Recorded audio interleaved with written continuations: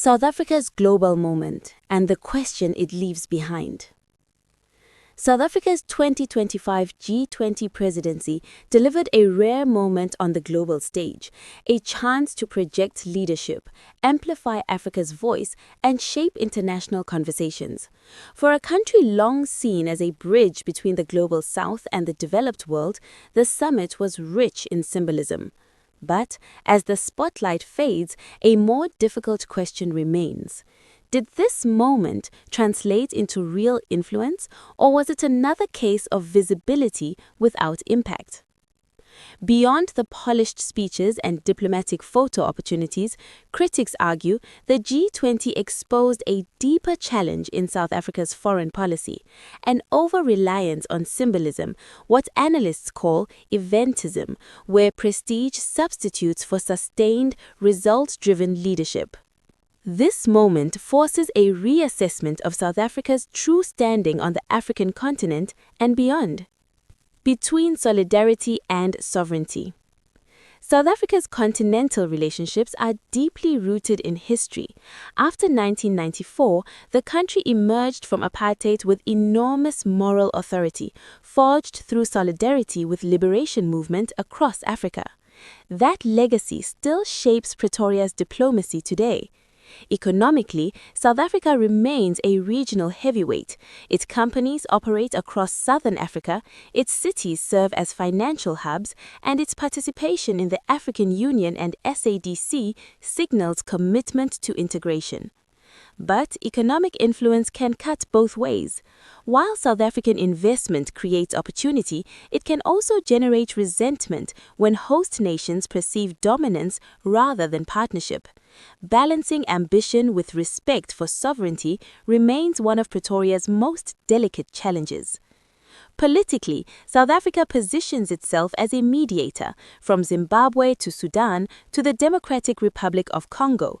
Yet these efforts often reveal tension between moral leadership and diplomatic caution, especially when dealing with authoritarian-leaning governments. The result is influence that is visible but sometimes uneven. The myth of exceptionalism. For years, South Africa has been viewed as Africa's natural diplomatic leader, but that narrative is increasingly under pressure. Following the G20, limited engagement from key African powers like Rwanda, Ethiopia, and Uganda raised uncomfortable questions about Pretoria's reach. At the same time, Nigeria, Kenya, and Egypt are asserting themselves more confidently on the continental stage. Leadership today is no longer inherited, it must be earned through consistency, coordination, and delivery. Without follow-through, ambition risks outpacing capacity. The DRC test case. Nowhere are these limitations clearer than in the Democratic Republic of Congo.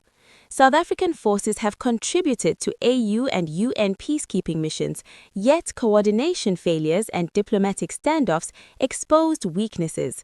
When M23 rebels advanced, South African troops withdrew under difficult conditions, raising questions of logistics, preparedness, and strategic alignment.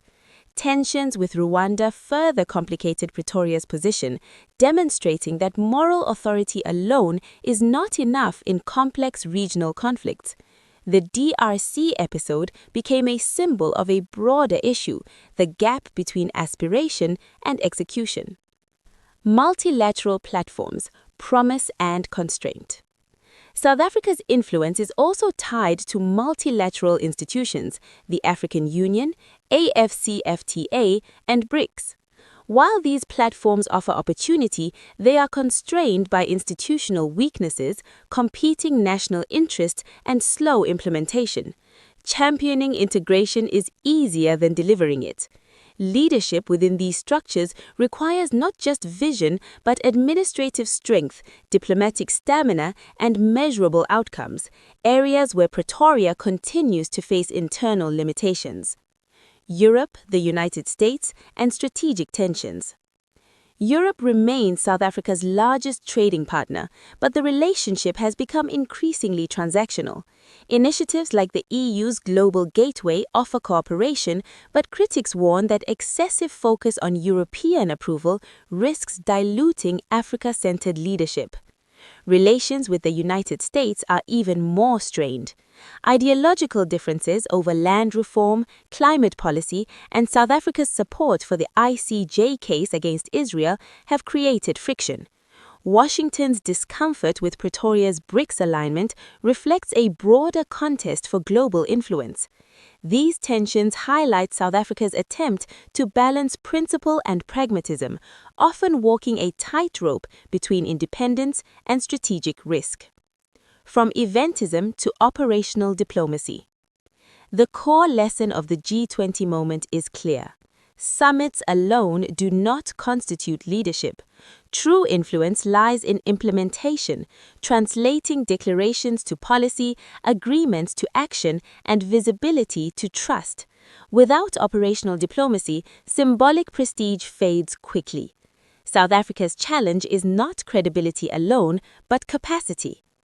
Ramaphosa's continental standing. President Cyril Ramaphosa retains respect across Africa, grounded in South Africa's historical role and economic weight. But trust is conditional. African states increasingly judge leadership by outcomes, not rhetoric. The DRC episode, limited AU follow-through, and perceived closeness to European partners have introduced caution into Pretoria's relationships. Respect remains, but reliance is no longer automatic. Where does South Africa go from here? The post-G20 period is both a warning and an opportunity. South Africa can continue to rely on symbolism, or it can recalibrate towards disciplined, result-driven diplomacy. That means strengthening institutions, aligning ambition with capacity, and prioritizing African partnerships with consistency and respect. Leadership is not about being seen, it is about being trusted. And in today's Africa, trust is earned through action.